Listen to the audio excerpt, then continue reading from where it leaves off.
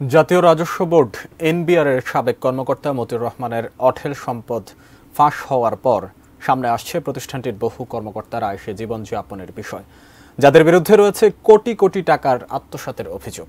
এসব কর্মকর্তাদের অগ্রাধিকার দিয়ে দুর্নীতি দমন কমিশন দুদকের কাজ করা উচিত বলে মনে করে ট্রান্সপারেন্সি ইন্টারন্যাশনাল বাংলাদেশ টিআইবি। তাওহিদ সরব জানাচ্ছেন বিস্তারিত।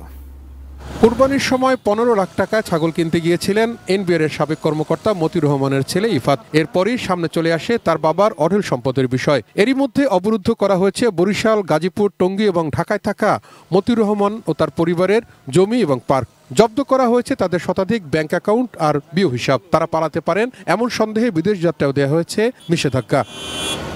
এই ঘটনার পরই আলোচনায় আসেন এনবিআর এর প্রথম সচিব কাজী আবু মোহাম্মদ ফয়সাল।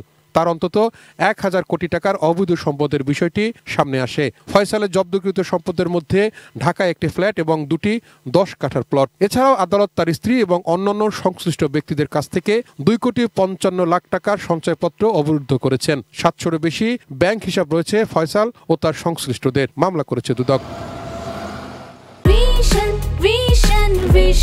100% কপার কন্ডেন্সারে তৈরি ভিশন ফ্রিজ, তাই গুণে মানে অটুট থাকে বছরের পর বছর। এনবিআর এর বৃহৎ করদাতা ইউনিটের সাবেক ভ্যাট কমিশনার ওহিদুর রহমান চৌধুরী দেশের 4টি মোবাইল ফোন অপারেটরকে 152 কোটি টাকার অপরিশোধিত সুদ অবৈধভাবে মওকুফের অভিযোগ তার বিরুদ্ধে। ঘটনা ধরা পড়ার পর মামলা করেছে দুদক। নিষেধাজ্ঞা দেওয়া হচ্ছে তার বিদেশ যাত্রায়।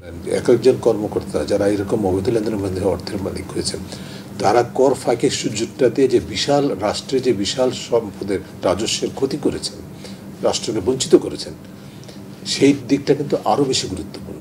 এসব কর্মকর্তারা অর্থের বিনিময়ে যেসব ব্যবসায়ীদের ভ্যাট ট্যাক্সের ফাইল চাপা দিয়েছেন বা যাদের অবৈধ সুবিধা দিয়েছেন, তাদের ব্যাপারে ব্যবস্থা নেওয়া উচিত বলে মনে করে টিআইবি। তাদের যে ক্লায়েন্ট লিস্ট ধরে ধরে আপনি যদি সিম্পলি দেখা হয় যে আসলে কি ধরনের কর প্রদেয় ছিল আর কি ধরনের আদায় হয়েছে এই অবৈধ লেনদেনের কারণে, এটা বিশাল কিন্তু ফারাক, যার ফলে রাষ্ট্র যে বিশাল রাজস্বের ক্ষতি মুখোমুখি হয়েছেন বা রাজস্ব হারিয়েছে, সেটা কিন্তু একেবারে জলের মতো পরিষ্কার হবে বলে আমরা কাজ। এনবিআর এর আরও অন্তত 1 ডজনেরও বেশি কর্মকর্তার অঢেল সম্পদের অভিযোগ রয়েছে দুদকে।